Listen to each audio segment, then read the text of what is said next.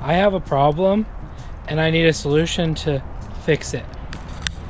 I've got a grapevine with tons of grapes, and I do not want to waste the grapes. So what I did is I Google searched and I found a website called oureverydaylife.com, and I'm going to use that recipe to dehydrate the grapes using my Pit Boss smoker. Let's get started. So I've started my smoker. I'm waiting for ignition, and first thing I'm going to do is I'm going to open the vent as far as I can, because as it said on the website, we want to let the moisture go, so that'll let all the moisture come out, so it'll dehydrate better.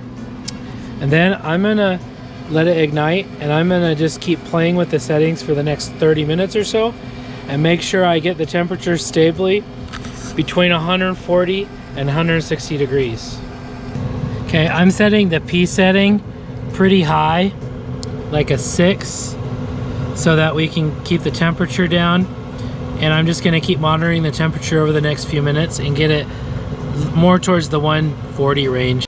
Okay, I've picked some grapes and I've kept them in the bunches, and I'm just gonna spray them down with the hose before I get them on the grill to dry out.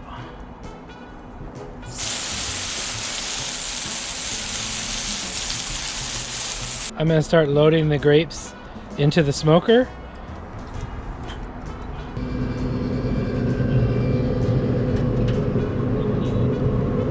Alright, now we got our grapes in the smoker. The temperature is about 165, which I'm happy with, so we'll keep it there and see what happens. One of the things that blog post said was to maybe prop the grill open a little bit, so I'm just going to prop it open a little bit to help it dehydrate a little faster. Alright, it's dark as heck in the morning, finally got light out. I actually ended up running the grill all night, and these are the results. Kind of mixed results. Anything that was solid was kind of burned, so I've been picking those out, but the other ones turned out pretty decent. And then you've got some kind of half dried raisins. So some things you can do to do better are just make sure that they're actually plucked first, which I would have done if I had the time. B, regulate the temperature really well. And C, it took a long time. I started at 4:30 yesterday, and I actually pulled these off at 7:30 this morning, so quite a long time, but pretty cool little project. You've probably noticed that when it comes to doing certain things with the grill, I'm pretty novice. I'm not a professional yet. And so I've tried to make some raisins, dried grapes, and the way I did it the other day didn't turn out so great. I got a few raisins, I got some charred grapes, and I got some grapes that just didn't dry out.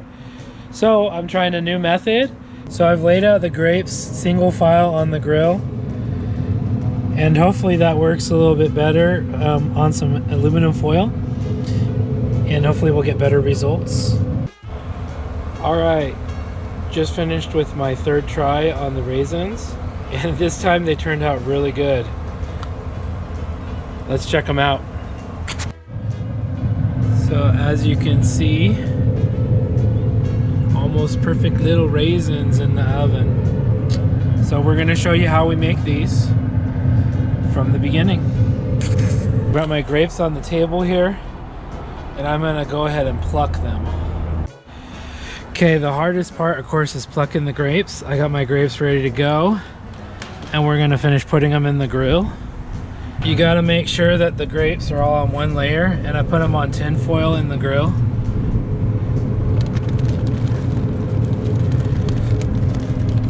And then I'm gonna flatten them out, make sure that they're all not on top of each other too much. Another thing I'm learning as I go on is that temperature where it says 240, that's the temperature near the flame, and then this is the temperature that is in the grill itself. And that's the temperature you want to go off of. And now that I've discovered that, that's how everything turned out good, because you're supposed to cook them between 140 and 160 degrees. All right, as you can see, my first attempt, a few of them turned out okay, but most of them are pretty dry and crunchy. And the second half of those, they didn't really dehydrate properly. So all of this I'm gonna throw away. But the second batch turned out really good, and the difference is plucking them and making sure they're just one layer on the grill.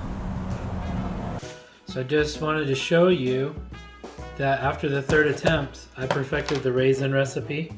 These are homemade raisins, and they're just as good as any sun-made raisin you'll find in the store. Except they're homemade and they're delicious. They have a little bit of smokiness to them, and they're nice and chewy. And they're very tasty. So hopefully you've enjoyed this video and this tutorial, and we'll catch you on the next one.